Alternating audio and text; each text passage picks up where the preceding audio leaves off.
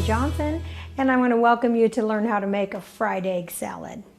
First of all, I want to make the dressing in advance. So I'm going to use about a tablespoon of olive oil, extra virgin of your choice. Now I'm going to add in a teaspoon of some aged balsamic vinegar. I'm going to whisk these two things together. I love my little mini whisk. I'm going to take my little dressing mixture. I'm going to put it and coat the spinach leaves. And you're probably wondering, why is she putting on that salad dressing right now?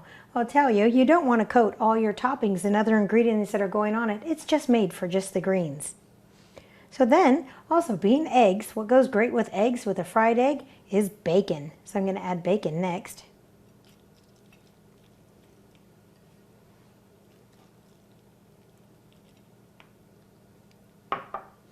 And yes, cheese. There's nothing quite like it with an egg. And coming together so nicely. I can take a teaspoon of butter and put it in my heated little fry pan. Add the egg. Careful not to break the yolk.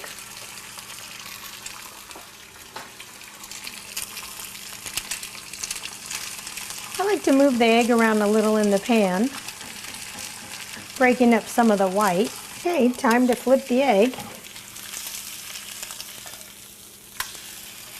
Oh, look at that, fried so nicely.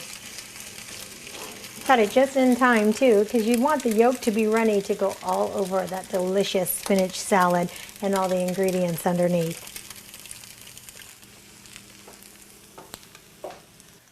Oh, and there we have it, our wonderful fried egg right on top. Oh, there it is.